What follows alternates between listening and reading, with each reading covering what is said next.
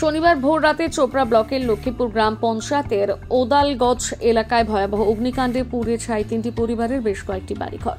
ঘটনায় এলাকায় চাঞ্চল্য ছড়িয়ে পড়ে। জানা গিয়েছে চোপড়া ব্লকের ওদালগঞ্জ এলাকায় আব্দুল জব্বার নামে এক ব্যক্তির বাড়িতে আগুন দেখতে পায় স্থানীয়রা প্রথমে আগুন নেভানোর কাজে হাত লাগিয়ে দেয়। আগুনের তীব্রতা এতটাই বেশি ছিল যে মুহূর্তের মধ্যে বেশ কয়েকটি বাড়িতে আগুন লেগে যায়। খবর দেওয়া হয় চোপড়া থানার পুলিশ এবং ইসলামপুর দমকল বাহিনীকে। দমকল বাহিনী আসার আগে সমস্ত কিছু পুড়ে ছাই হয়ে যায়। পরে দমকলের একটি ইঞ্জিন এসে আগুন নিয়ন্ত্রণে আনে। এই ঘটনায় প্রায় লক্ষাধিক টাকার ক্ষয়ক্ষতি হয়েছে বলে জানা গিয়েছে।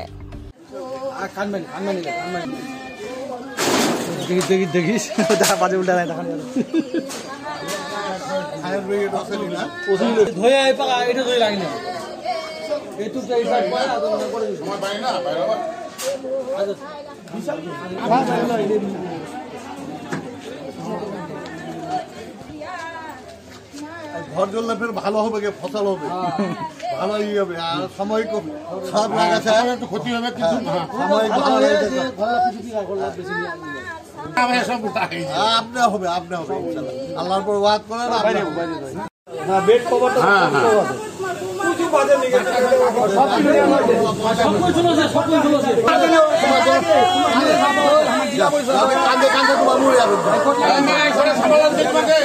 ভাষণ থেকে শুরু করে না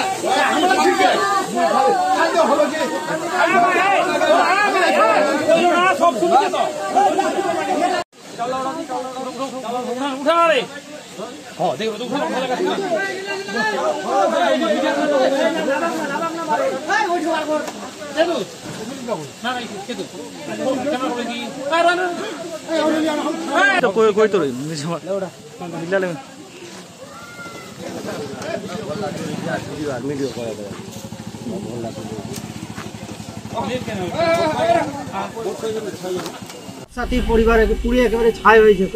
এটা তো খুব মর্মান্তিক ঘটনা। হঠাৎ করে আমাদের মনে হয় যে ইলেকট্রিক শর্ট সার্কিটে আগুনটা ধরেছে। 6টা পরিবার একবারে নির্মূল হয়ে গেছে। গরু ছাগল সব জ্বলে, মুরগি ছাগল সব জ্বলে পড়ে ছাই হয়ে গেছে। পরিবারগুলো অসহায় হয়েছে। এখন এখানকার পঞ্চায়েত প্রধান থেকে, পঞ্চায়েতের তরফ থেকে ওনারা কিছু চাল ডাল নিয়ে সব কাপড় চোপড় নিয়ে হেল্প করেছে।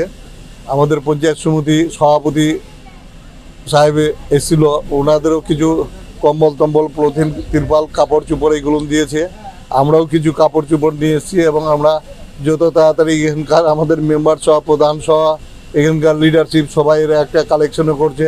হয়তো আজকালকের মধ্যে বাড়ির টিন ফিন চড়াই দিবে এনারা। সবাই একযোগে সহযোগিতাটা করছি যা থেকে লোকগুলো উপকৃত হয়, লোকগুলো যা থেকে অসহায় না পড়ে।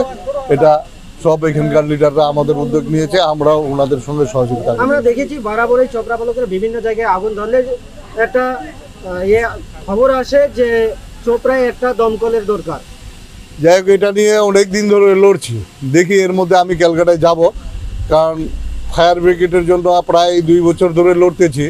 মন্ত্রী সাহেব কথাও দিয়েছে, শিলিগুড়ি ভাষণে বলেও গেছে যে চোপড়ায় একটা দিতে হবে, ফায়ার স্টেশন দিতে হবে। সব কাগজপত্র জায়গা সম্পূর্ণ আমরা জমা করেছি।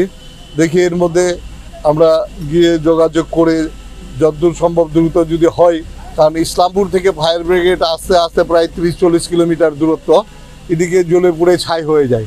চোপড়ায় যদি ফায়ার সেন্টারটা হয় তো এখানকার পাবলিকের, এখানকার জনগণের খুব সুবিধা হবে।